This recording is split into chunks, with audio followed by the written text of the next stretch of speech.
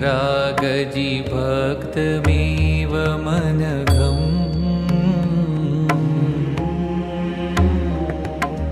ब्रह्मस्वरूपं मुदा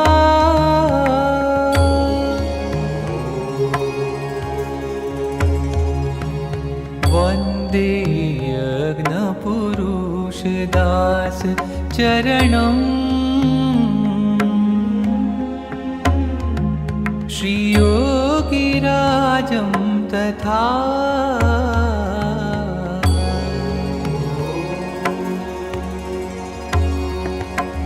वन्दे श्रीप्रमुखं महन्तगुणिनम्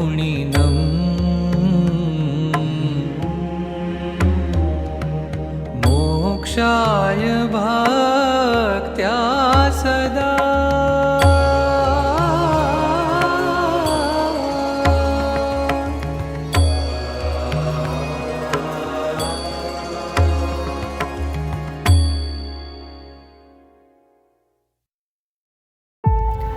માનો મળી છે મોટી વાત, હાથ આવી તેમાં હાર જોરે.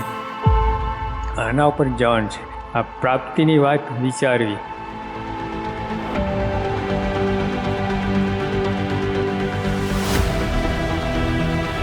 સત્સંગ પર ઢાળો જો, આ બધું બંધારણ જો, કોઈ રહેણી કહેણી જો, એક શુદ્ધ બુદ્ધિથી જરા ઠરીને વિચાર કરો તો ચોખ્ખું લાગે છે.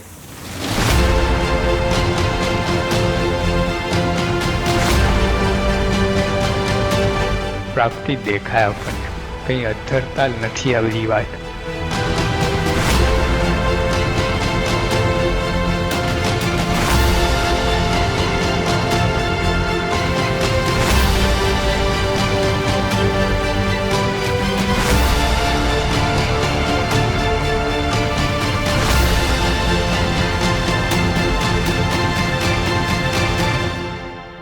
બુદ્ધિશાળીનો ખ્યાલ તો આવે, જે સ્વયં બાપા ભેગા આપણે રહીએ છીએ, આપણો અનુભવ થાય છે, એમને આપણે કેટલો જમીન આસમાનનો અંતર પડે છે.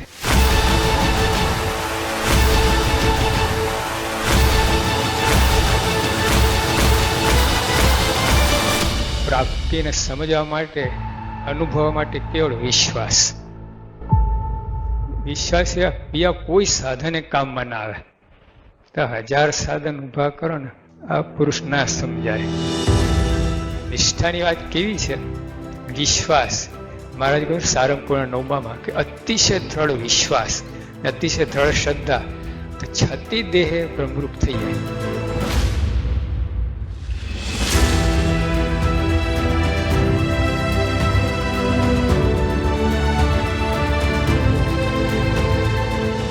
કરોડો અબજો જન્મ લીધા, ઇન્ફિનાઇટ જન્મ લીધા આપણે, પણ આવો અવસર શ્રીજી મહારાજ મળ્યા હોય, એમના સંતો મળ્યા હોય, એવો અવસર ક્યારે મળ્યો નથી. તો ભગવાન સીધા અક્ષરધામમાંથી ડાયરેક્ટ અહીંયા આવ્યા, વચ્ચે કોઈ જગ્યા સ્ટોપેજ નહીં, કોઈ સ્ટેશન કર્યું નથી, સીધા આપણી પાસે આવી ગયા. આપણા જ છે, પણ મને મળ્યા છે. બાપા કહેતા, મુખો મુખો થઈ ઓળખાણ, કોઈ વાતને ન રહી તાણ, આ બ્રહ્માંડમાં આપણા તુલ્ય, ભાગ્યશાળી માનો યદ ભૂલ. તો જો આપણે આવો મહિમા હોય ને, તો ભવ આનંદ આનંદ રહે.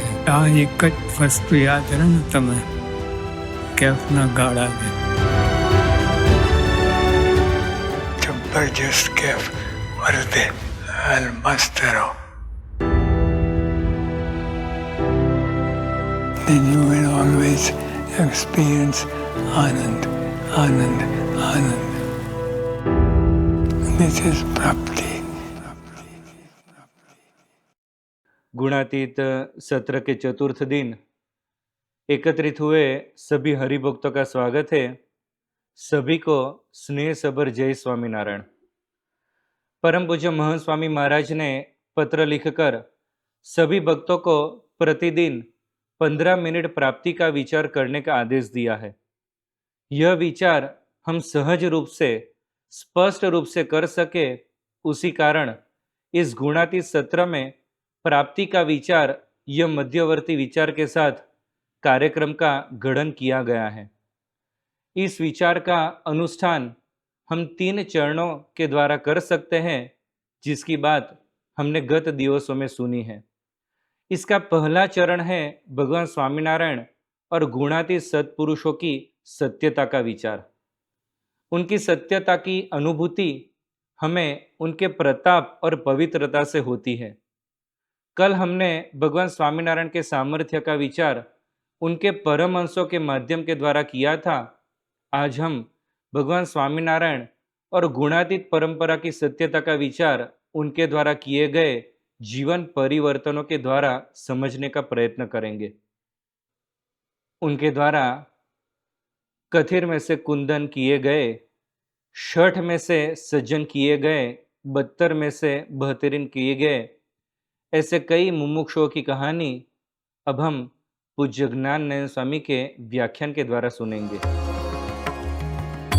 श्री स्वामीनारायण भगवान की जय, अक्षर पुरुषोत्तम महाराज की जय, गुणातीतानंद स्वामी महाराज की जय, भगत जी महाराज की जय, शास्त्री जी महाराज की जय, योगी जी महाराज की जय, प्रमुख स्वामी महाराज की जय, महंत स्वामी महाराज की जय, सूरत अक्षरधाम महोत्सव की जय। इस वर्ष ब्रह्म विद्या के पाठ में गुरु हरि महंत स्वामी महाराज ने हम सभी को एक कीर्तन प्रतिदिन गाने की आज्ञा की है। निष्कुलानंद स्वामी रचित यह कीर्तन है, जिसके शब्द है: साचो मळ्यो छे सत्संग अंगे, अचड़ करी राख जोरे, रखे चढ़े बीजानो रंग, एवं डापण दूर नाख जो। मानो मળી છે મોટી વાત, हाथ आवी ते महार जोरे, करी जतन दिवस रात, सूता बैठा संभार जोरे। निष्कुलानंद स्वामी कहते हैं कि ये इतनी बड़ी बात हमें मिले है, बस हमें मानना है कि बहुत ही बड़ी बात मिली है। क्या मिला है? एक ऐसी बात मिले है जिसे रात दिन याद करनी चाहिए, इतनी महान बात हमें मिली है। और फिर कहते हैं निष्कुलानंद स्वामी, साचो मळ्यो छे सत्संग, अंगे अचल करी राख जोरे। एक सच्चा सत्संग हमें मिला है, और ये सच्चा सत्संग इतना मूल्यवान है कि आपको उसे अपने हृदय में अचल करके, निश्चल करके रखना है। निष्कुलानंद स्वामी का यह भजन रोज हमें याद करने की आज्ञा महंत स्वामी जी महाराज ने की, क्योंकि ये सच्चा सत्संग जो मिला है ये कोई साधारण वस्तु नहीं है। लेकिन यह सुनकर हमें एक प्रश्न अवश्य होगा कि सच्चा सत्संग, उसके मायने क्या है? कैसे पता चले कि ये सत्संग सच्चा है? कैसे परीक्षण किया जाता है? जैसे पारसमणि सच्चा है या झूठा, कैसे पता चलेगा? यदि लोहे में से सोना बन जाए पारसमणि के स्पर्श से, तो समझ में आ जाता है कि ये ओरिजिनल पारसमणि है, लोहे का सोना बना दिया। उसी प्रकार सत्संग का फल क्या है? सत्संग करने से हमारे जीवन में क्या परिवर्तन होता है? वो परिवर्तन यदि देखने को मिल जाए तो समझना चाहिए कि सत्संग सच्चा है। नाशाय सर्वदोषाणां ब्रह्मस्थितेरवाप्तये, कर्तुं भगवतो भक्तिम् अस्य देहस्य लम्भनम्, स्वदुर्गुणानपाकर्तुं सम्प्राप्तुं सद्गुणांस्तथा, सत्संगाश्रयणं कार्यं स्वस्य परममुक्तये। सत्संग हमारे दुर्गुण को दूर करता है। सत्संग हमारे अंदर सद्गुणों को प्रकट करता है। सत्संग अनादि काल से जो माया, जो वासना हमारे अंदर मिलकर रह रही है, उसको उखाड़ कर फेंक देता है। यदि ये परिणाम देखने को मिल जाए तो समझना चाहिए कि ये सत्संग जो हमें मिला है वो सच्चा सत्संग है। और ऐसे परिवर्तन की बहुत सारी गाथाएं परब्रह्म भगवान स्वामीनारायण से लेकर आज हमारे गुरु महंत स्वामी महाराज द्वारा हमें देखने को मिलती है। भगवान स्वामीनारायण के समय में एक बहुत ही बड़ा डाकू था जिसका नाम था जोबन पगी। वड़ताल के आसपास के प्रदेश में उसे जोबन भाया वड़ताला के नाम से पहचाना जाता था। इतना खूंखार, इतना डरावना डाकू था वो कि ऐसा माना जाता था कि कलकत्ता तक उसका तीर चलता था। अब तीर चलता है उसका अर्थ क्या होता है? उन दिनों में इतनी सुरक्षा नहीं थी, जैसे हाईवेज आज है वैसे हाईवेज नहीं थे। तो लोगों को यदि एक जगह से दूसरी जगह पर जाना हो तो जंगलों के मार्ग में से जाना पड़ता था, और जंगल में चोर, डाकू, लुटेरों का भय बहुत ही रहता था। किंतु किसी को यदि कलकत्ता तक जाना हो, गुजरात से कलकत्ता तक जाना हो, जंगल में से जाना हो और बहुत सारी संपत्ति, धन लेकर जाना हो, और फिर भी उसे यदि ऐसी इच्छा हो कि कोई चोर या डाकू या लुटेरा मुझे लूटे नहीं, मुझे छुए भी नहीं, तो वो जोबन पगी के पास जाते थे। जोबन पगी को जो पैसे देने होते थे वो देकर जोबन पगी का एक तीर ले लेते थे जिसके ऊपर लिखा हुआ होता था जोबन भाया वड़ताला। वो तीर लेकर कोई कलकत्ता तक चला जाए, उसके हाथ में चाहे करोड़ों की संपत्ति क्यों ना हो, लेकिन कोई चोर, कोई डाकू, कोई लुटेरा उसे छू भी नहीं पाता था। केवल जोबन पगी का दिया हुआ तीर, उसका ऐसा प्रभाव था, उसका ऐसा भय लोगों के अंदर व्याप्त था कि कोई उसे छू भी नहीं सकता था। ऐसा जोबन पगी था। गुजरात में एक बहुत ही मूर्धन्य साहित्यकार हो गए जिनका नाम था झवेरचंद मेघाणी। झवेरचंद मेघाणी ने जोबन पगी के जीवन का अभ्यास करके उसके जीवन को बहुत ही संक्षिप्त में एक वाक्य में बयां किया है। उन्होंने लिखा है कि मानस जेवा मानस ने धारियानी धारे मारीने एना टुकड़े टुकड़ा करीने आग में बेपता बनावी देवा ए जोबन ने मन રીંગણા બાફવા बराबर होता। अर्थ होता है कि किसी भी व्यक्ति को, इंसान को मारकर उसके टुकड़े टुकड़े करके उन टुकड़ों को अग्नि में सेकना, वो जोबन के लिए बैंगन की सब्जी बनाने के बराबर था। अब सोचिए, इंसान को मारना और बैंगन को काटना, ये दोनों जोबन पगी के लिए समान था। वो कितना निर्दयी होगा, वो कितना विकराल और खूंखार डाकू होगा। उसने अनेकों लोगों को बहुत ही सताया, बहुत ही पीड़ा और त्रास दिए, हजारों की हत्या की होगी। 2 बार तो राजा गायकवाड़ की तिजोरी को लूट लिया। अब ये तो कितनी बड़ी चैलेंज कही जा सकती है एक राजा के लिए। गायकवाड़ कोई छोटा मोटा राजा नहीं था, वडोदरा का बहुत ही महान सम्राट, लेकिन उस राजा की 2 बार तिजोरी जोबन पगी और उसकी पूरी टोली ने लूट ली। और गायकवाड़ ने जोबन पगी को पकड़ने पर इनाम जाहिर किया था कि यदि कोई जोबन पगी को पकड़ के लाएगा उसको 50,000 रुपयों का इनाम मिलेगा। 50,000 रुपये उन दिनों के। आज के समय में उसकी कीमत क्या होती है? 50 किलो सोना।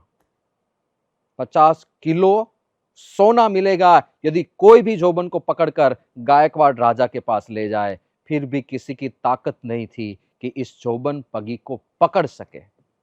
अब ऐसे खूंखार डाकू के हाथ में कभी माला भी हो सकती है क्या? ऐसा खूंखार डाकू क्या कभी भक्त हो सकता है? ये असंभव सा लगता है, लेकिन ये असंभव कार्य संभव हुआ जब जोबन को पहली बार भगवान श्री स्वामीनारायण मिले। जोबन पगी का घोड़ा मर गया था और किसी ने बताया कि भगवान स्वामीनारायण को उनके भक्तों ने एक ऐसा घोड़ा दिया है जो बहुत ही सुंदर है, बहुत ही लाजवाब है, और ऐसा घोड़ा तो जोबन तुम्हारे पास होना चाहिए, तुम उसको चोर कर ले आओ। जोबन ने सोचा चलो जाते हैं, वैसे भी लोग उन्हें भगवान मानते हैं तो अच्छे खासे लोग, भोले भाले लोग आसपास में होंगे, तो वहां पर तो लूट चलाना बहुत ही आसान हो जाएगा। तो वो अपने साथियों के साथ आया, लेकिन जैसे ही घोड़ा चोरने के लिए वो घोड़शाल में गया, वहां पर हर एक घोड़े पर खड़े भगवान स्वामीनारायण के दर्शन हुए। पूरी रात, 3-3 रातों तक जोबन ने प्रयत्न किया, लेकिन हर बार भगवान स्वामीनारायण के सब जगह पर दर्शन होते थे। और तब जोबन ने सोचा कि ये कोई साधारण व्यक्तित्व नहीं हो सकता, ये साक्षात भगवान ही होंगे। लोग जो मानते हैं उन्हें भगवान, ये गलत बात नहीं है, कुछ तो है। दूसरे दिन जोबन और उनके साथियों ने संकल्प किया कि यहां पर हमें कोई पहचानता नहीं है, कल जब वे सभा में बैठे होंगे भगवान श्री स्वामीनारायण, तब हम सभा में जाकर बैठ जाएंगे। इतने दिनों से हम यहां पर है, 3 दिनों से हमें कोई पहचान नहीं पाया, अर्थात किसी को पता नहीं हम कौन है। यदि भगवान स्वामीनारायण हमें नाम देकर बुलाए और हमारी पहचान सबको दे दे, तो समझना है कि वे सच में अंतर्यामी परमात्मा है। दूसरे दिन जोबन और उसके साथी सभी सभा में ये जैसे ही बैठने गए, तुरंत भगवान स्वामीनारायण ने कहा, अरे जोबन पगी, पीछे क्या बैठते हो, आगे आओ, आगे आओ, आपके लिए तो आगे जगह रखी है। और जैसे ही ये सुना, जोबन ने दृढ़ निश्चय कर लिया कि ये साक्षात परमात्मा है, अन्यथा ऐसी सर्वज्ञता कैसे हो सकती है। तुरंत ही जोबन आगे गए और सबसे पहला काम जोबन ने क्या किया, उसकी जो तलवार थी वो अपने हाथों में ली और भगवान स्वामीनारायण के चरणों में वो तलवार उसने समर्पित करके ऐसा कहा कि प्रभु, आज तक इस तलवार से हजारों निर्दोष लोगों की हत्या हुई है, लेकिन आज हमें परमात्मा के दर्शन हुए, आज हमें साक्षात प्रभु मिले। ये तलवार मैं हमेशा के लिए आपके चरणों में समर्पित करता हूं। आज के बाद इन हाथों से किसी की भी हिंसा नहीं होगी, हमें भगवान मिल गए हैं। और वहां से जोबन पगी का परिवर्तन शुरू हुआ, तो इतने महान भक्त राज बने।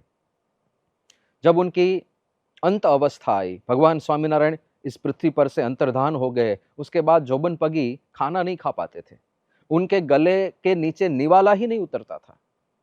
तो उनकी धर्मपत्नी ने सोचा कि भगवान स्वामीनारायण की प्रासादिक रज मेरे पास है, वो खाने में मिलाती हूं, शायद तब जोबन पगी खाना खा पाएंगे।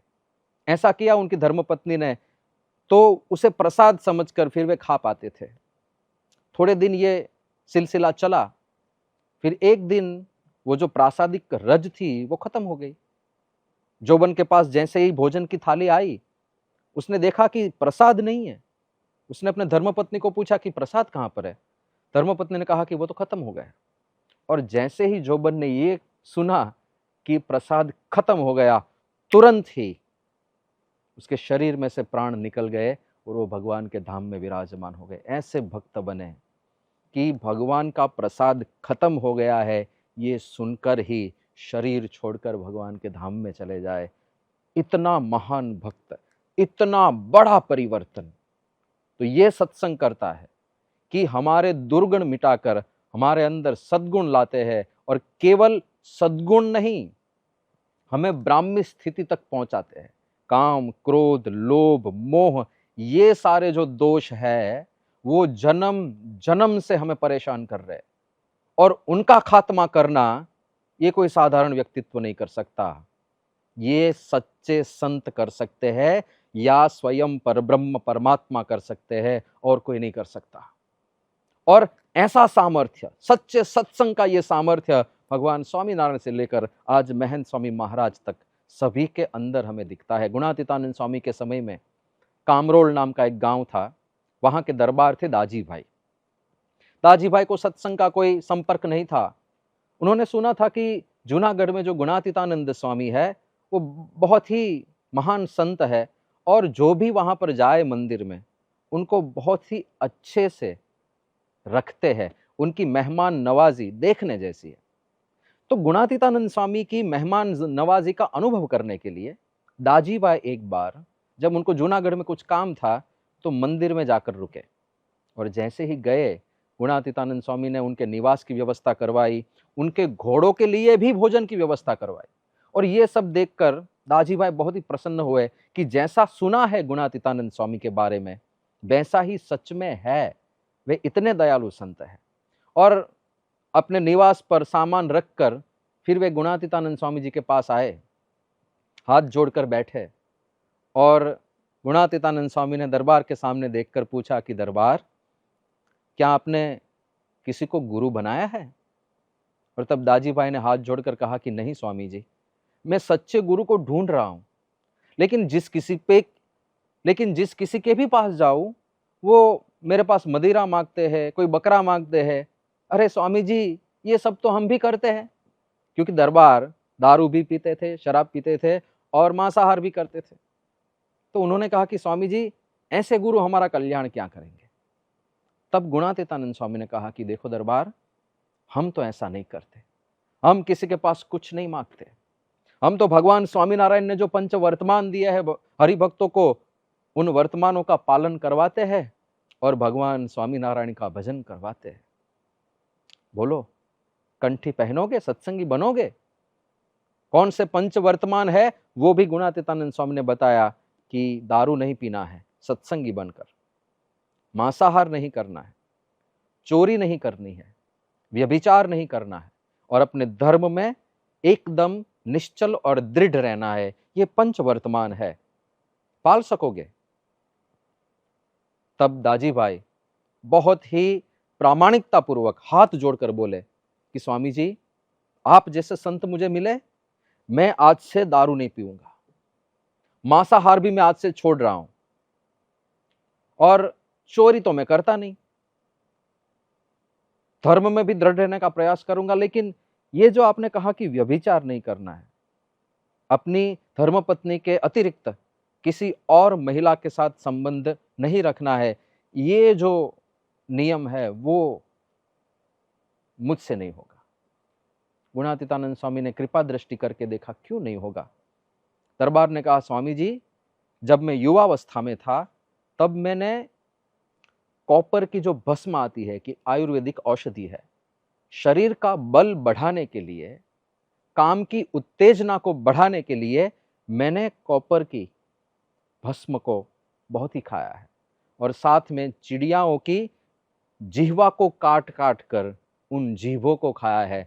उससे शरीर में इतनी वासना बढ़ गई है कि ये व्यभिचार का त्याग मैं नहीं कर पाऊंगा स्वामी जी, 4 वर्तमान में पालूंगा। और जैसे ही ये सुना गुणातीतानंद स्वामी ने, इतने करुणा से आर्द्र हो गए स्वामी जी। गुणातीतानंद स्वामी ने कहा कि दरबार, 4 वर्तमान आप पालना और 5वां वर्तमान हम आपके पास पलवाएंगे।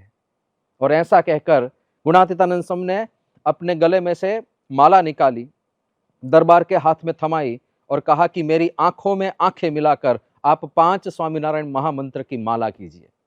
और 5 माला दरबार ने की। आंखों के द्वारा गुणातीतानंद स्वामी ने दरबार की सारी काम वासना खींचकर उनको एकदम निर्मल और परिशुद्ध बना दिया। उसके बाद जीवन भर कभी भी दरबार को काम वासना का संकल्प भी नहीं हुआ था। तो ये जो परिवर्तन होता है, ये सच्चे सत्संग में होता है। ऐसा सच्चा सत्संग हमें मिला है, इसका प्रतिदिन हमें चिंतन करना है। और ये सारी परंपरा, पूरी परंपरा, योगी जी महाराज, प्रमुख स्वामी जी महाराज, महंत स्वामी जी महाराज, सभी के ऐसे प्रसंग हैं। हमारे सारंगपुर में एक धर्म स्वरूप स्वामी जी थे, योगी जी महाराज के समय के साधु थे। जब मैं साधु बनने के लिए नया नया सारंगपुर आया, साधक अवस्था में था, तब मैंने योगी जी महाराज के जीवन चरित्र में धर्म स्वरूप स्वामी जी का एक प्रसंग पढ़ा।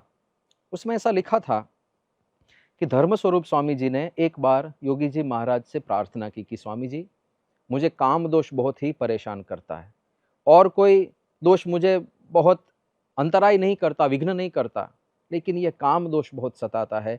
स्वामी जी आशीर्वाद दीजिए, कुछ दया कीजिए।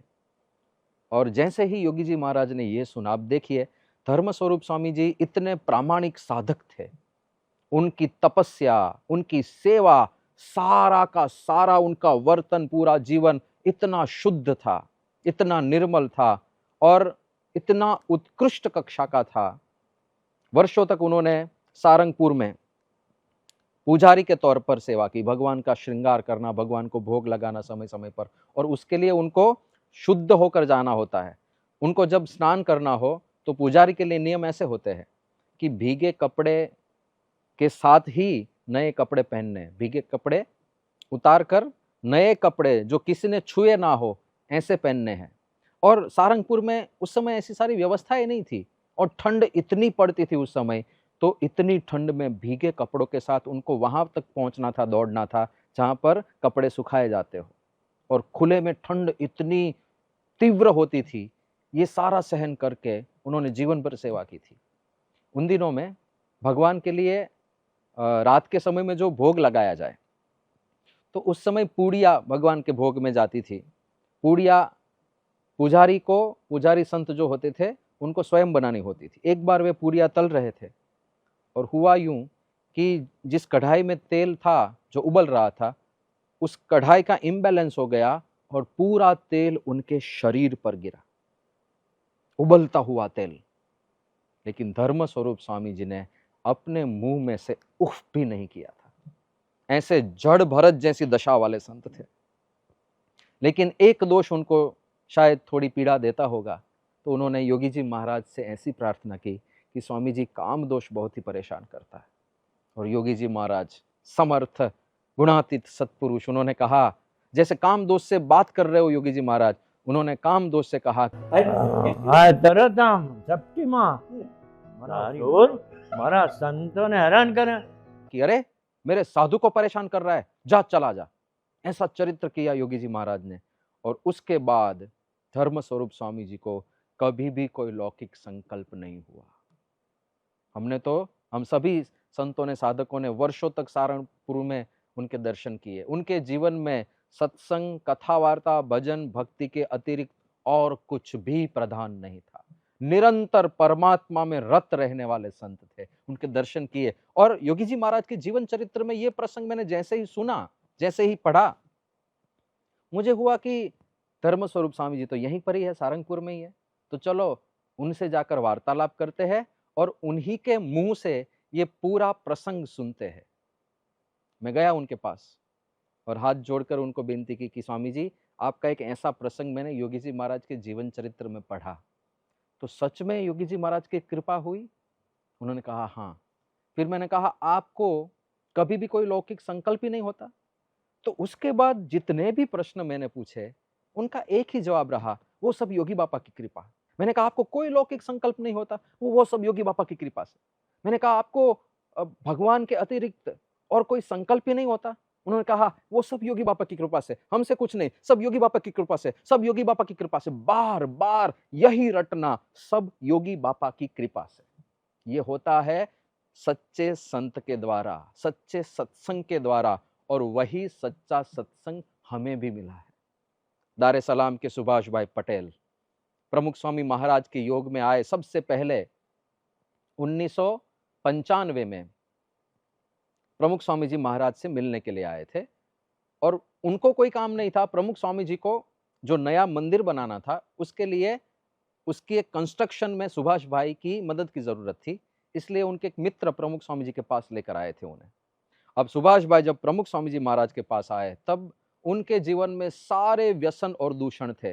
वो नशा करते थे, बहुत ही पुराने नशेड़ी थे, शिकार करने जाया करते थे। इतना बड़ा बिजनेस था, करोड़ों का बिजनेस, और उस बिजनेस को चलाने के लिए सरकार के साथ काम करना हो, किसी सरकारी ऑफिसर ने यदि कुछ भी ऐसा तैसा बीच में विघ्न डाला तो उसको उसकी ऑफिस में बंद करके मारते थे। इतने खतरनाक थे सुभाष भाई। दारे सलाम में रहते थे, टांजानिया में, वहां पर उनका पूरा कारोबार।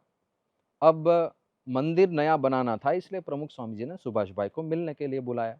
उनको ये सारी चीजें पता नहीं थी, उनको तो लगा कि कंस्ट्रक्शन का काम करते हैं तो चलो उनकी मदद ले ले। सुभाष भाई आए और प्रमुख स्वामी जी ने उनको देखकर ही कहा कि 1960 में तुम्हारे पिताजी और उनके बड़े भाई दोनों योगी जी महाराज के दर्शन करने के लिए मोरोगोरो में आए थे, और उस समय तू उनके साथ में था, तू छोटा बच्चा था, और मैं भी वहां पर हाजिर था। और ये एक साहजिक वार्तालाप हुआ। फिर प्रमुख स्वामी जी ने कहा सुभाष भाई को कि कल सुबह पूजा में दर्शन के लिए आना। सुभाष भाई घर गए, लेकिन घर जाकर वे सो ही नहीं पाए। उन्होंने सोचा कि यह है 1995। मेरे पिताजी जब योगी जी महाराज से मिले थे वो था 1960, 35 साल पुरानी एक घटना।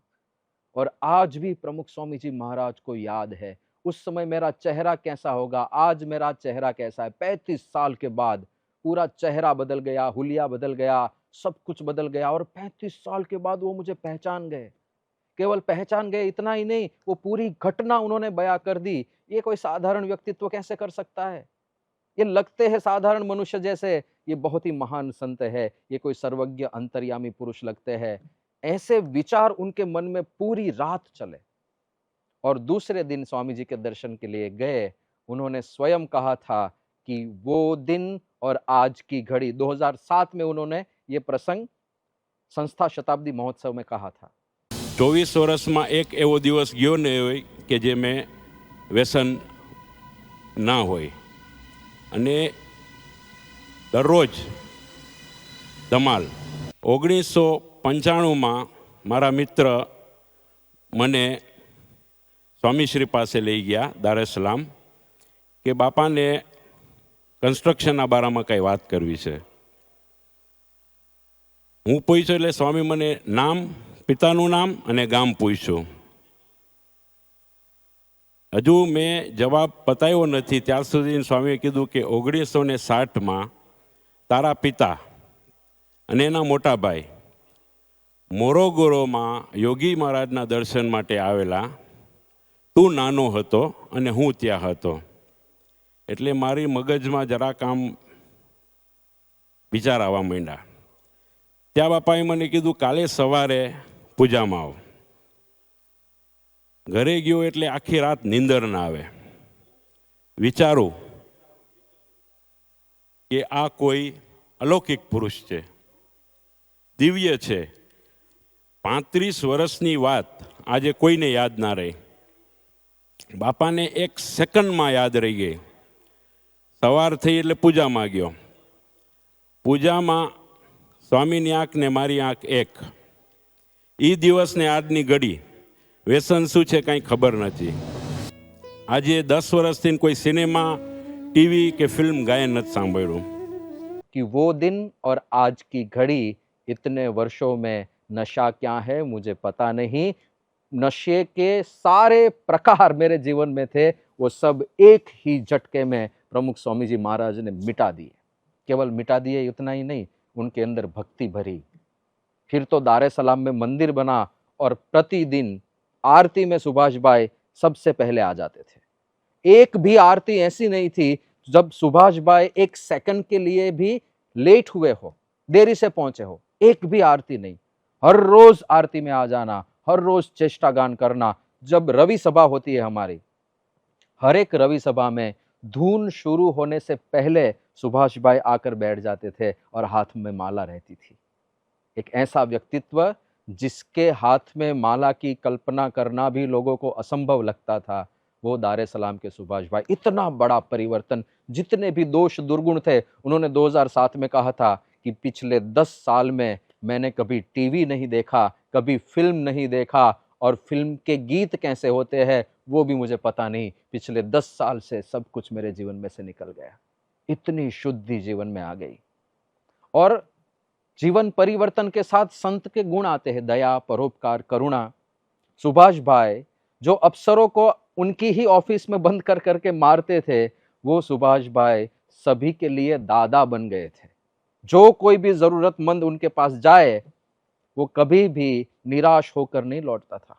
बहुत ही किया उन्होंने समाज के लिए. और इसलिए जब उन्होंने इस पृथ्वी पर से विदा ली, तो उनके अंतिम दर्शन करने के लिए 7,000 से अधिक स्थानिक अफ्रीकन लोग आए थे कि सुभाष भाई के आखिरी बार हम दर्शन कर लें. तो ये तो जीवन परिवर्तन की बात हुई, लेकिन मैं बात करता हूं अंतिम ब्राह्मी स्थिति तक की. ये सच्चा सत्संग है तो हमारे अंदर से लौकिक सारी वासना भी निकाल देता है, जगत की सारी वासना निकाल देता है. अंत समय जब उनका आया था, अंतिम बीमारी जब थी सुभाष भाई की, संतों ने हमें बताया था, निर्दोष मुनि स्वामी जी विचरण कर रहे दारे सलाम के आसपास, उन्होंने कहा था कि जब हम सुभाष भाई से मिलने जाते थे, अब उनका तो इतना बड़ा कारोबार है, कंस्ट्रक्शन में है, होटल बिजनेस में है, उनकी 5 स्टार 7 स्टार होटल्स भी है, साथ में स्टील बिजनेस में भी है, सॉफ्ट ड्रिंक्स में भी है. बहुत ही विशाल बिजनेस और कई देशों में फैला हुआ बिजनेस. लेकिन जब वे बीमार थे, तब जाकर यदि कोई ऐसा पूछे कि सुभाष भाई तबीयत कैसी है, कारोबार कैसा चल रहा है, तो ये तो साहजिक प्रश्न है, कोई भी पूछ लेगा. लेकिन तब तुरंत सुभाष भाई कहते थे कि कारोबार तो भगवान की दया से, प्रमुख स्वामी जी महाराज की कृपा से चलता ही रहेगा. आप सत्संग की बात करिए, जगत की बात मत कीजिए. किसी संत ने भी गलती से पूछ लिया कि सुभाष भाई कैसा धंधा कैसा चल रहा है, अरे स्वामी जी धंधे की बात छोड़िए, आप एक काम कीजिए, मुझे प्रमुख स्वामी जी का कोई एक अच्छा सा प्रसंग सुनाइए, बस मुझे उसी में अब मन लग गया है, मुझे और कोई जगत की इच्छा ही नहीं रही। तो ऐसी ब्राह्मी स्थिति, अब ये तो ब्राह्मी स्थिति के लक्षण में भगवान कृष्ण ने गीता में बताया है कि यथा संहरते कुर्म, जैसे कछुआ अपने शरीर के अंगों को समेट लेता है, वैसे जो ब्राह्मी स्थिति युक्त पुरुष हो वो जगत में से अपनी सारी वृत्तियों को खींच लेता है। ऐसे दर्शन सुभाष भाई के अंदर हजारों लोगों ने किए। तो ब्राह्मी स्थिति तक पहुंचाना ये सच्चे सत्संग का परिणाम है, ये सच्चे संत का सामर्थ्य है। और आज महंत स्वामी जी महाराज के योग में भी ऐसे ही परिवर्तन हो रहे हैं। महंत स्वामी जी महाराज ने तो छोटे छोटे बच्चों के अंदर ऐसे गुणों का सिंचन कर दिया है, हमें अचरज होता है कि एक छोटा बालक, उसके अंदर ऐसे गुण कैसे हो सकते हैं।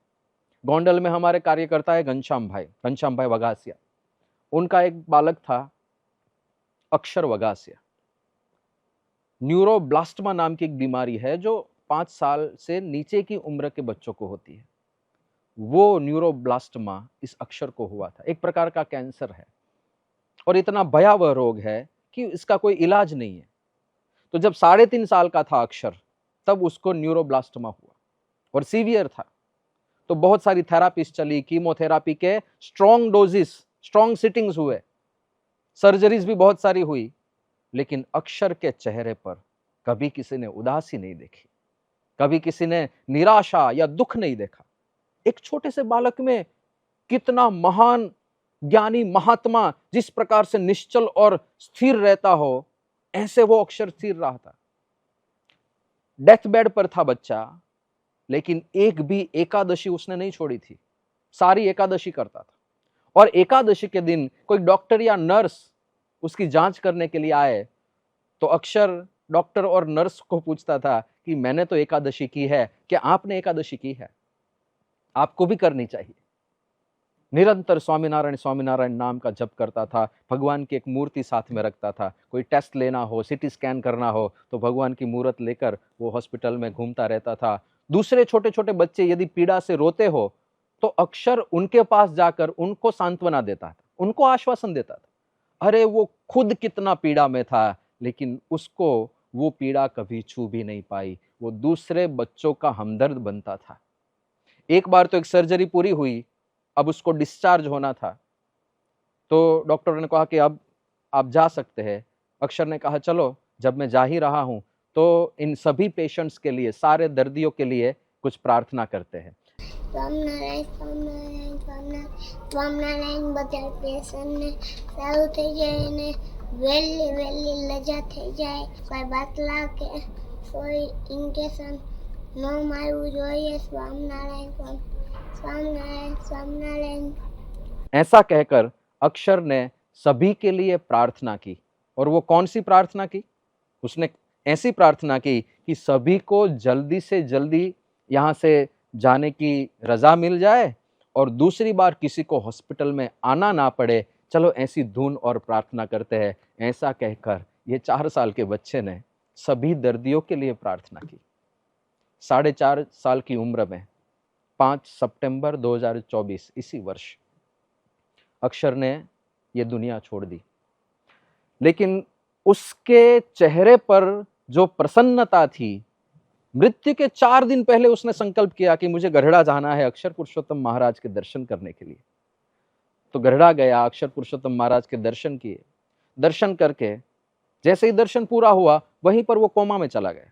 तो फिर से उसको हॉस्पिटल में लाया गया। 3-4 दिन वो हॉस्पिटल में रहा और जब मृत्यु के कुछ घड़ियां, कुछ क्षण बाकी थे, तो अचानक से उसने आंखों खोली, दोनों हाथ जोड़कर सभी को जय स्वामीनारायण किया, आंखें बंद कर दी, फिर सो गया और फिर अक्षर ने इस पृथ्वी पर से विदा ली। लेकिन ऐसा बच्चा जो कभी दुखी नहीं हुआ, इतनी पीड़ा उसे होती हो, क्योंकि कीमोथेरापी वो बहुत ही पेनफुल प्रोसेस होती है, बहुत ही पेनफुल प्रोसेस होती है और बहुत सारी सर्जरीज उसके शरीर पर हुई थी। आप उसका चेहरा देखो, इतना क्यूट बच्चा था, लेकिन सर्जरीज और कीमोथेरापी की वजह से पूरा शरीर काला पड़ गया था, माथे पर से बाल सारे निकल गए थे, लेकिन वो बच्चा कभी दुखी नहीं हुआ, कभी भी दुखी नहीं हुआ। यदि दूसरा कोई उसके सामने नकारात्मक बात करे तो भी वो उसे पॉजिटिव बात करता था। डॉक्टर जब जांच करने के लिए आए तो अक्सर ऐसा बताता था कि आप जांच नहीं कर रहे हैं, आपके माध्यम से मेरे गुरु महंत स्वामी महाराज मेरा इलाज कर रहे हैं। ऐसी तो उसकी समझ थी। तो छोटे छोटे बच्चों के अंदर ऐसी ब्राह्मी स्थिति, उसका दर्शन करवाया महंत स्वामी महाराज ने। इन सारे प्रसंगों से हमें प्रतीति होती है ये पारसमणि सच्चा है, यहाँ लोहे का सोना बनता है, यहाँ जीव में से शिव बन जाता है, क्योंकि ये संत सच्चे है, ये संप्रदाय सच्चा है, ये तत्वज्ञान सच्चा है, ये सत्संग सच्चा है। तो निष्कुलानंद स्वामी का जो भजन है, साचो मळ्यो छे सत्संग, वो सत्संग हम हमारे अंतरात्मा पूर्वक कर पाए, हम उसे आत्मसात कर पाए, ये सत्संग ही हमारा जीवन बन जाए और 24 घंटे इस सत्संग की प्राप्ति के आनंद में हम निमग्न रह पाए। यही महाराज स्वामी के चरणों में प्रार्थना। श्री स्वामीनारायण भगवान की जय। भगवान स्वामीनारायण और गुणातीत सत्पुरुषों के द्वारा हुए जीवन परिवर्तनों को हमने पूज्य ज्ञाननयन स्वामी जी के मुखों से सुने। इस परिवर्तनों के द्वारा ये सत्पुरुष सत्य है और विश्वास करने योग्य है, उसकी प्रतीति भी की। अब इसी बात की पुष्टि हम एक वीडियो के माध्यम से करेंगे, जिस वीडियो के अंदर जो हरिभक्तों के जीवन परिवर्तन हुए हैं उसकी दास्तान बहुत ही अच्छी तरह से गुंफित की गई है। तो आइए इस वीडियो के द्वारा सत्पुरुष में विशेष प्रतीति की अभिवृद्धि करें। भगवान स्वामीनारायण वचनामृतમાં કહે છે, સાચા સંત તો વડવાનળ અગ્નિ સમાન છે, તે સંસારના ખારા જીવોને પણ મીઠા બનાવી દે છે। બ્રહ્મ સ્વરૂપ પ્રમુખ સ્વામી મહારાજના આવા સંતત્વનો અનુભવ હજારોએ કર્યો છે। તેઓની પવિત્રતા અને પુરુષ પ્રયત્નથી આશ્ચર્યજનક પરિવર્તનો થયા છે। સ્વામીશ્રીએ ઘડેલા આવા અસંખ્ય જીવન શિલ્પોમાંથી આવો કેટલાકના અનુભવોના સાક્ષી બનીએ।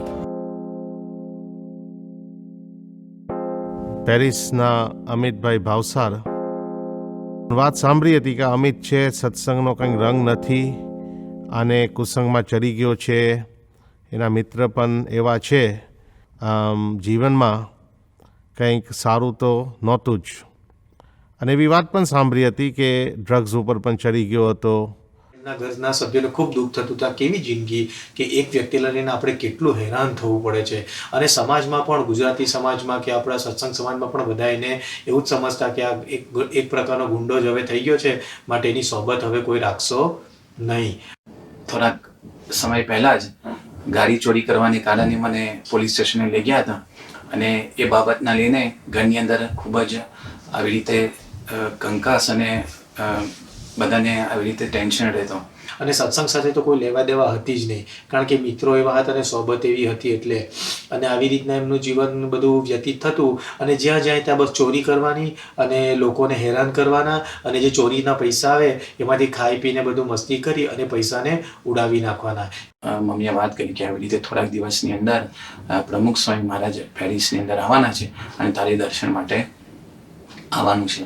તે વખતે મેં તો આવી રીતે વાત કરી કે મને તો જરાય રસ નથી, રુચિ નથી, માટે હું તો નહીં આવું। પછી જ્યારે પ્રમુખ સ્વામી મહારાજ પેરિસ આવી ગયા ત્યારે બાપા જ્યારે દરરોજ પોતાના ઉતારેથી હોલમાં સભા કરવા અને પૂજા કરવા આવતા ત્યારે સ્વામી સંતોની દયાથી મને બાપાની ચરણકરણમાં મોજડી પહેરાવવાની સેવાનો લાભ મળેલો। તો રોજ હું બાપાને મોજડી પહેરાવતો।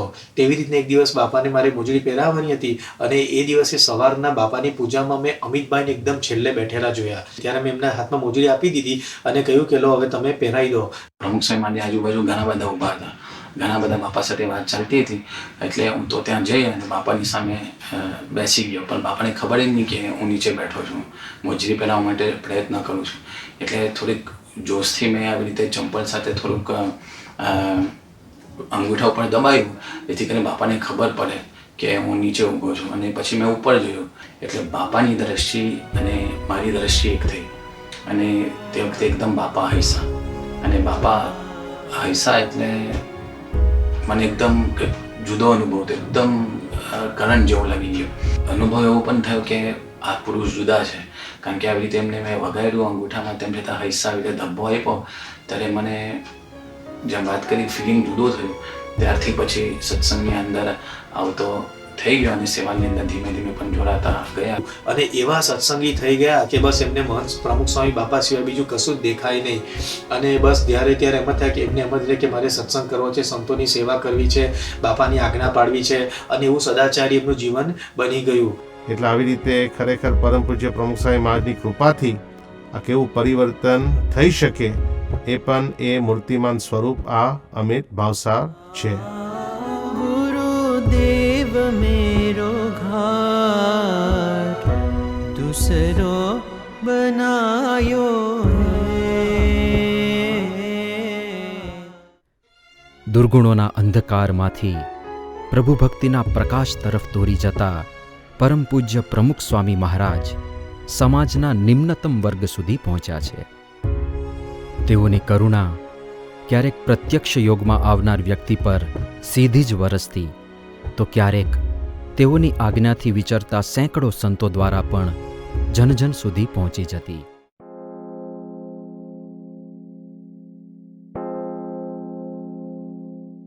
પહેલાંનું અમારું જીવન એવું હતું કે કોઈને વસ્તુ સારી હોય ને એ અમે લઈ લેતા હતા, કે પછી આ પેન્ટ શર્ટ સારું આવા ભાઈને જોયું હોય ને સારી વસ્તુ એ પહેલાં અમે લઈ લેતા. બીજું તો હું પહેલે તો એ જ ખાવા પીવાવાળું ચાલતું હતું, કોઈ સત્સંગી ઉતા નહીં. તો તે વખતે મા બાપ પૈસા નહીં આપે તો અમે શું કરીએ, થોડીક ખેડૂતને માંથી ચોરી કરી નાખીએ. જ્યારે અમે દારૂ પીતા ને એટલો બધો પીતા કે 20 કલાક 24 કલાકમાં 20 કલાક તો પીતા જ. મને 15 કોટો તો ઓછા પડે. એક કે એવો નહીં પીવાનો, આવા વાટા ભરીને પીવાના દારૂ. એટલો બધો પીવાનો કે હદથી બહાર. એકવાર મોઢું લગાવ્યું એટલે બધું સાપ જ કલાવાનું. ને દારૂ જો 8-9 વાગ્યા પહેલાં જો હું નહીં પીઉં તો મારે રડવાનું મન થઈ જાય, મારી ભાષા જ બદલાઈ જાય ને થર એમ કરાવે, આખું પેટમાં પહોંચી વળેલું ને. એટલે પહેલું જીવન આવું બધું અમારે ચાલતું હતું. એટલે ખરેખરમાં અમારે ગામમાં આવે તો પહેલો પૂછે, કોઈ પણ માણસ આવવાનો હોય તો પૂછે કે કયું ગામ સારું છે એમ. અમુક જણા તો જે ખાવા પીવાવાળો વસ્તુ હોય ને એને સમજી જાય કે એના પર પૈસા હોય તો જવા જ દે એમ કે એને મોકલી આપે, એટલે અમે 4 રસ્તા પર પકડી દઈએ એને. કોઈ બાકીને અમારા 6-7 માણસના રહે જ. એટલે પૈસા, સારા કપડાં, સારી ચંપલ, બૂટ બધું જ અમે લઈ લેતા હતા, કાંઈ બાકી રાખતા નહીં. એટલે અમારે ગામમાં એક સત્સંગી, 1-2 જણા સત્સંગી હતા. એ સત્સંગી કહે કે અમે અમારામાં તમે આવી જાઓ તો સુધરી જાઓ. તો મેં કહે હાનાથી સુધરાય એમ એને પૂછ્યું મેં. તો આ લાઈન પર આવો તો સુધરાય. મેં કે અમારી લાઈન જુદી ને તમારી લાઈન જુદી, કંઈ અમારાથી સુધરાય નહીં. એટલે મેં કીધું ભાઈ સુધરાવાની હજુ વાર છે અમારે. એટલે કંઈ પછી અમારા ત્યાં એ લોકો એક દિવસે અમે ભજન મંડળ ગોઠવી. એટલે એ રીતે કરીને પછી થોડા સમય ગયા પછી વિવેકરત્ન સ્વામી એમાં આવ્યો હતો કે અમે અહીં ઉતારા કરવાના છે. મેં કે ભાઈ અમારા ગામમાં ઉતારાવાળાનો જેમ છે જ નહીં, સાધુ અહીં અમે રાખીએ જ નહીં, તો અમે 2 દિવસ રહેવાના છે. મેં કે 2 દિવસ રહેવાના તો વાંધો નહીં, પણ આ નિહાળ પડેલ છે એ નિહાળમાં તમે રહેજો. અને એ વખતે આ નાની વયના રમણભાઈના ઘરની નજીકની સ્કૂલમાં રહેવાનું થતું. એ લોકોને આવો સત્સંગ કે સંત સમાજ એવું ક્યારેય જોયેલું નહીં, એટલે નજીક તો ફરકતા નહીં પણ દૂર રહેતા. પછી એક દિવસે મને મળસ કે બોલાવ્યો કે તું નાહી ધોઈને આવી જજે ને. વિવેકરત્ન સ્વામીએ રમણભાઈને બધાને આમંત્રણ આપ્યું, એટલે અહીંથી અમે ત્યાં ગયા દર્શન કરવા. પ્રમુખ સ્વામી મહારાજના દર્શન કરાવ્યા, પરિચય આપ્યો અમારો. અને બાપાના દર્શન કરાવ્યા, બાપાની સાથે બધો પરિચય કરાવ્યો અને બાપાના આશીર્વાદ મળ્યા અને સંપૂર્ણ જીવન નિર્વ્યસની થયું. ને બાપાને આગળ આ બધું મૂક્યું ત્યારે બાપા બોલેલા, બધું કરજે પણ હવે છોડી દેજે, આ વસ્તુમાં તું હવે ઉતારતો નહીં, કેમ કે હવે તારું ઘણું હતું ને બધું ગયું છે, એટલે હવે ભગવાનને ભજજે. તે વખતથી અમે આજ દિન સુધી વ્યસન કર્યા નહીં. એમ મને એવું થયું કે ખરેખર સાધુ મળ્યા છે. પેલા મળેલા હતા એ કાંઈ આપણા લાયક નહીં, આ બરાબર છે. આજુબાજુના ગામડાઓની અંદર ગામો ગામ પોતે સભા કરવા માટે જાય છે. એમનું જીવન આવું હતું સત્સંગ પહેલાં. આજુબાજુના પંથકમાં લોકોને ખબર, અને એ રમણભાઈની અંદર આટલું બધું પરિવર્તન આવ્યું છે. એની ગામના અથવા તો સમાજના જે બધા પ્રતિષ્ઠિત લોકો, અધિકારીઓ, એ બધાને પણ એક આશ્ચર્ય થતું કે આ ગામ અથવા તો આવા રમણભાઈ એને કોઈ સુધારી ન શકે, પણ પ્રમુખ સ્વામી મહારાજનું આ કાર્ય અને પ્રમુખ સ્વામી મહારાજનો આ મહિમા જ્યારે એમને ખ્યાલ આવ્યો કે એમના પ્રતાપે જ આવું એનું જીવન પણ બદલાયું અને આખો એનો સમાજ પણ બદલાયો. गुरुदेव मेरो घाट दूसरो बनायो है, दूसरो बनायो है. मैं तो 35 साल से सोच रहा हूँ छोड़ने का, लेकिन मैं कभी मतलब छोड़ नहीं पाया था और मुझे लग रहा था मैं कभी छोड़ ही नहीं सकता. सिगरेट तो मैं छोड़ ही नहीं सकता. वो कुछ क्षणों की जो मुलाकात थी और जैसे मैंने महंत स्वामी जी को देखा, उन्होंने मुझे जैसे देखा, जो आत्मीयता थी उसमें, और मुझे बिल्कुल ये फीलिंग आई कि मैं अपने पिताजी के सामने खड़ा हूँ और बस उसके बाद मैं उनके दर्शन करके निकला. वो दिन है और आज का दिन है. मैंने एक भी सिगरेट नहीं पी, सिगरेट को के बारे में सोचना भी बंद कर दिया और मैं बहुत खुश हूँ. मेरे परिवार वाले भी खुश हैं. ગુરુ રૂપે ગોવિંદ પામનારા આવા તો કેટલાય ભાગ્યવંતોના હૈયા આજે આનંદથી ગાઈ રહ્યા છે. ગુરુદેવ મેરો ઘાટ દૂસરો બનાયો હૈ. આ ભાઈને જો સુધારનાર હોય ને તો એક બાપા છે કે, અને બાપાના એક દબાએ બધું સારું થઈ ગયું છે. 87માં બાપા ન આવ્યા હોત તો અમે ક્યાંય ડેફામાં અમે પણ દારૂ અને માંસ મોટી ખાઈને ત્યાં મરી ગયા હોત. એટલે સ્વામી બાપાએ 3 વાર મારા માથા ઉપર આમ હાથ ફેરવ્યો અને મગજની અંદર જે ધૃણા હતી એમનો જે સ્પર્શ થયો તો એવી શાંતિ મને અનુભૂતિ થઈ કે ક્યારેય જિંદગીમાં ન અનુભવેલી શાંતિ. સ્વામી બાપાએ અમારા જીવનમાં કેવું પરિવર્તન લાવ્યા. આવું પરિવર્તન તો આવા પ્રગટ ગુરુ હરી જ કરી શકે. આજમાં બાપાએ કહ્યું વાદિયામાંથી વાલ્મી ઋષિ બનાવી દીધા. આજે મને ઓળખાણ કરાવડાવી પ્રમુખ સ્વામી મહારાજ કે આ એ પરલૌકિક પુરુષ છે. જો બાપા ના મહિલા હોત ને તો હું અત્યારે જીવતો ન હોત. જેટલું દારૂ પીતો તો લીવર ને બધું પતી ગયું. આપના આશીર્વાદથી આજે હું સુખી સત્સંગી જીવન જીવી રહ્યો છું. I declare that I will never take a beer in my life. મા બાપ મને આ વસ્તુ સોડાવી નહીં શક્યા, પણ બાપાએ આ બધું સોડાવી દીધું. એટલે ખરેખર મા બાપ તો મારા પ્રમુખ સ્વામી મહારાજ કહેવાય. ખરેખર જો બાપા મને ન મળ્યા હોત તો મારે જીવન ક્યાં ને ક્યાં નીકળી જાત. જેટલો પ્રમુખ સ્વામી મહારાજનું આભાર માનું એટલો મારે ઓછો છે. हमें अनुभूति होती है कि हमें जो प्राप्ति हुई है, जो सत्पुरुष हमें प्राप्त हुए हैं, वे जीवन परिवर्तन कर सकते हैं, हमारे अंदर सद्गुणों का सिंचन कर सकते हैं और हम में से स्वभावों की निवृत्ति कर सकते हैं. वे समर्थ हैं, वे सत्य हैं और उसी कारण वे विश्वास पात्र है. हमारे लिए विशेष सौभाग्य की बात यह है कि जो भ्रमरूप कर सकते हैं ऐसे हमारे सत्पुरुष, वे ही हमें भ्रमरूप करने का कॉल प्रदान करते हैं. उन्होंने कई आशीर्वचनों में भ्रमरूप करने का कॉल दिया है. तो आइए ये आशीर्वचनों का संकलन हम एक वीडियो के माध्यम से सुनेंगे और साथ में प्रतीति करेंगे कि ये पुरुष सही में विश्वास पात्र है, विश्वास करने योग्य संत है.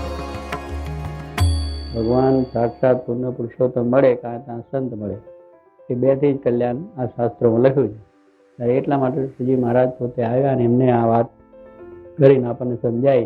માટે આપણે જાણો આપણા મોટા ભાગ છે કે આપણે આ જોગમાં આવ્યા એ કંઈ ખોટું થયું નથી, ભૂલા પડ્યા નથી. એટલે આપણે એમ નિરાશ થઈને બેસવાની જરૂર નથી. હવે આપણે એક આપણું શું થશે, આપણો કોણ ધણી, આપણને કોણ અહીં પૂછે, આપણે શું થાય, આ બધા પછી રાતપણાના વિચાર આવતા છે આપણને. 45ના વતનાનો મધના કહ્યું કે મારા કહેવાય છે હું રચ માત્ર કસર આવ્યા. આપણે એમના થયા છે, એમને સરને આવ્યા છે. હવે આપણે રાખશે સત્સંગમાં રહેતા કથા વાર્તા ભજન કરતાં કરતાં સ્વભાવ ટળી જાય અને ભ્રમરૂપ કરવા જેવા એમનો સંકલ્પ છે. તે આ કામ સેવા ભક્તિ બધું કરતાં કરતાં ભ્રમરૂપ થઈ જવા છે. એ બદલાય છે, રચકનો બદલાય છે. આપણે જુઓ પહેલાં કેવો હતો ને કેવા આપણા રચનાઓ બદલાય છે. એ ધીરે ધીરે રચકણો બદલાય છે. એને એમનું વરદાન છે ગુણાચંદ્ર એકાંતિક કરવા છે. જોગી માટે બધાને બ્રહ્મરૂપ કરવા છે અને અક્ષરમાં લઈ આવે. તો કહેવાય મોટા પુરુષોના વચન છે, એવો વિશ્વાસ રાખવાનો. પછી થશે એક દાડો, અને થશે એવી શ્રદ્ધાથી આગળ વધે જવાનું, કરે જવાનું, મહેનત કર્યા કરવાની. બ્રહ્મરૂપ થવાય છે પણ નક્કી છે, એનો અંત આવી જશે પણ નક્કી છે. કારણ કે ભગવાનમાં વિશ્વાસ અને સંતના વિશ્વાસ, આપણે એમનો શાસ્ત્રો છે એમાં વિશ્વાસ છે. કેટલાક પૂછે કલ્યાણ થશે, અરે આ જોગીમાન સાચીમાન પૂછવાનું શું હોય, થઈ જ ગયું સમજી લેવું. એટલે હજુ શંકા ચાલે, કેટલા શંકા ચાલે કે હા ભાઈ ભગવાન એટલે આપણે છે, આપણા દોષો સ્વભાવો માયા જગત કાઢીને રાજી થઈને પોતે અક્ષરધામમાં બેઠા છે. અને આપણે તો જોગીમાન સાથે અડ્યા મળ્યા બેઠા, થપ્પા ખાધા ને પ્રસાદ ખાધા ને કેટલું ખાધું. મહાન ભાગ્યશાળી છે કે ઓછી વાત નથી થઈ ગયા, જબરદસ્ત વસ્તુ છે આપણને, પણ આપણે સમજાતું નથી. એટલે પછી આપણે બીજા ફાંફા મારવાની વાત રહે છે અને અધૂરું લાગે છે આપણને. અધૂરું કજુ અધૂરું કંઈ નહીં અધૂરું. હવે તો આપણે શું કે પૂર્ણ કામ થઈ જ ગયા છે. તો આપણું બધું બ્રહ્મરૂપ થવાયું છે અને એ બ્રહ્મરૂપ આવા પુરુષ મળ્યા છે જોગી મહારાજ જેવા સાક્ષાત, એ કરશે ને કરશે, એમાં કોઈ જાતની ચિંતા કરવાની નથી. જો ભગવાન મળ્યા છે, બધું થઈ રહેશે, બધું થઈ રહ્યું છે, બધું થશે. એક સમજણ ભગવાન, અને ભગવાન આપણે અધૂરા લટકાવશે નહીં. વિષય લોપી નાખતા હોય, દોષો આપણે દમ કાઢી નાખતા હોય, બધું જ છે. પણ મહારાજ સ્વામી મળ્યા છે એટલે જીત છે, આપણી ખરેખર જીત છે. માયા પર થઈને બેઠા છે, આપણી જીત છે. કોઈ એના ખરેખર આ સ્વરૂપ ઓળખાય માયાનું ક્લાસ નહીં. આ તો છેલ્લો જ જન્મ છે, માયામાં જવાનું જ નથી. ક્લેશ દુઃખ કંકાસ કાંઈ નહીં રહે, અને તે અક્ષરધામમાં મજા કરતા જઈશે. મહારાજ સ્વામીની પ્રાપ્તિ થઈ, બધું હોય ગયા. સંત મળ્યા, એમનો પ્રતાપ અતિશય ભ્રમરૂપ કરી દે છે, બધું કાળી માળી નછેડ ફેંકી દે છે અને પ્રકાશ કરી દે છે અંતરમાં, અને એને પણ ભગવાન આપશે. આપણું શ્રીજી મહારાજનું જે દિવ્ય અક્ષરધામ છે એ આપ અમને કેવી રીતે લઈ જશો?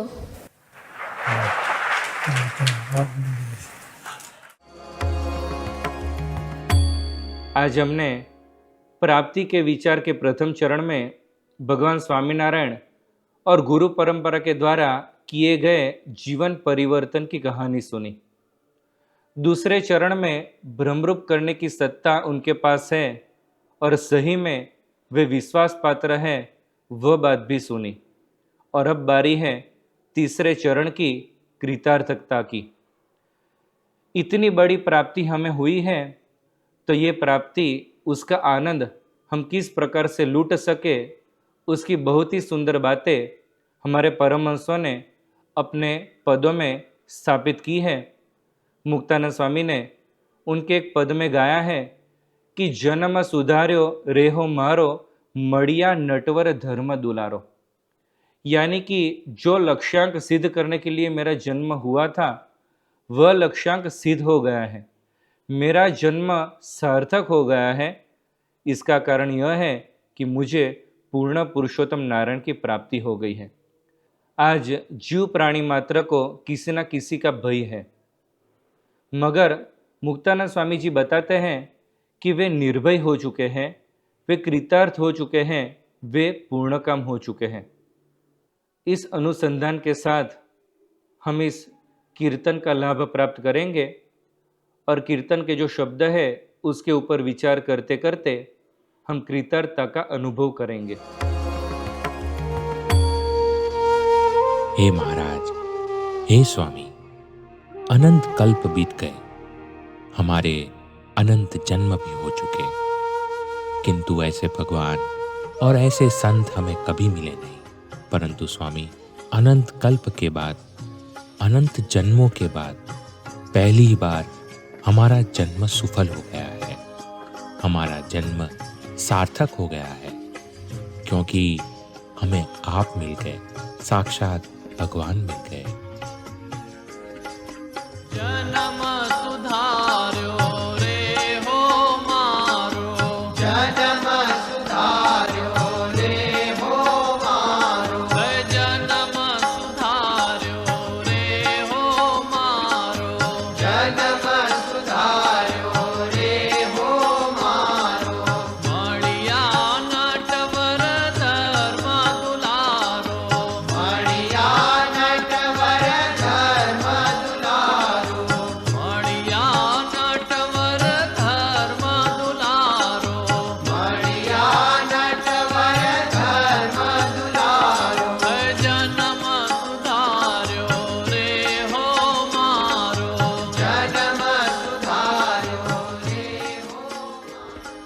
आपने हम पर कितनी करुणा बरसाई।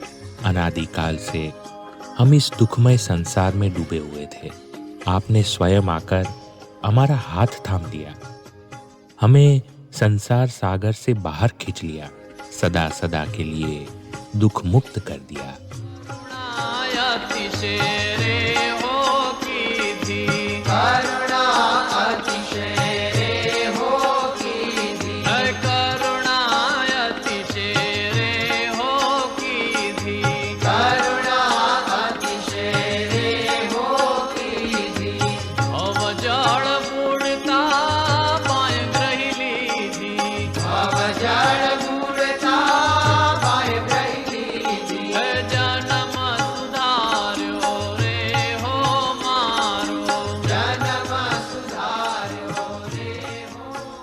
बिना कोई कारणों के ही आपने हम पर कितनी कृपा बरसाई। हमने तो ऐसी कोई साधना नहीं की, पुरुषार्थ नहीं किया, कोई संकल्प भी नहीं था, फिर भी हमें आप जैसे सत्पुरुष की प्राप्ति हो गई। घर बैठे बैठे हमें तो प्रत्यक्ष पुरुषोत्तम की प्राप्ति हो गई।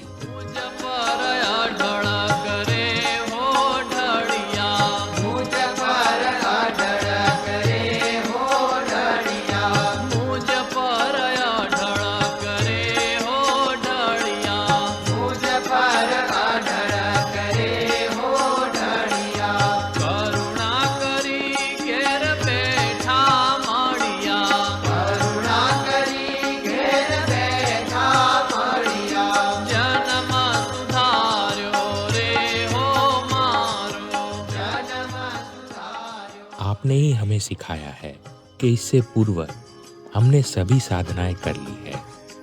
कठोर से कठोर साधना हमने की है, किंतु उसे स्वीकारने वाला कोई नहीं था। परंतु आज हमें हमारे नाथ मिल गए, श्री जी महाराज, और आप मिल गए। इस विचार मात्र से हमारा हृदय आनंद से भर जाता है।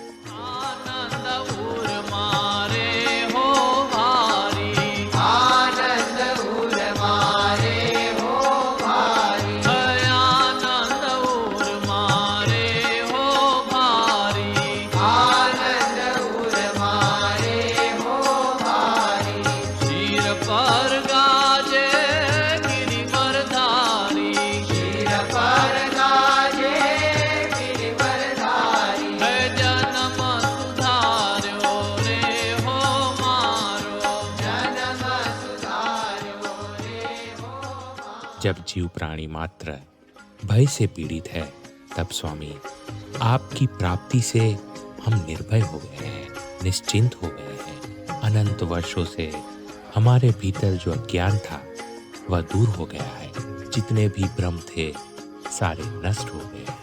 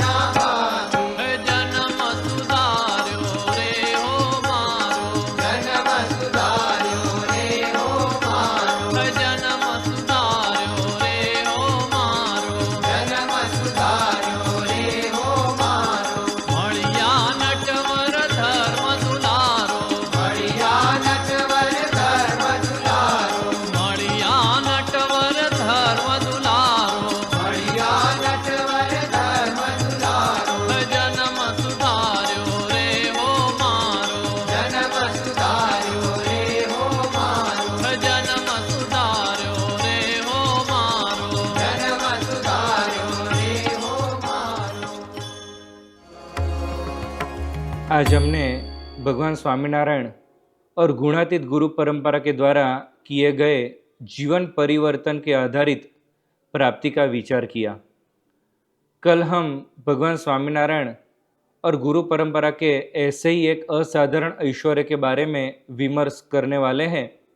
तो कल तक सभी भक्तजनों को जय स्वामीनारायण।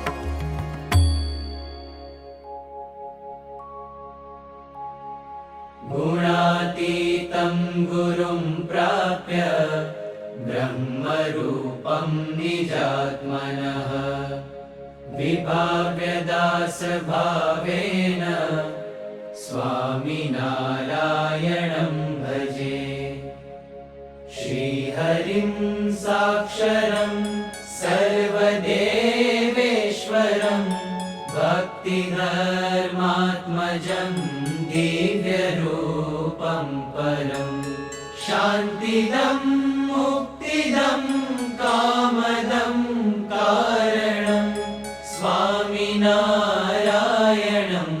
नीलकण्ठं भजे। श्रीहरिं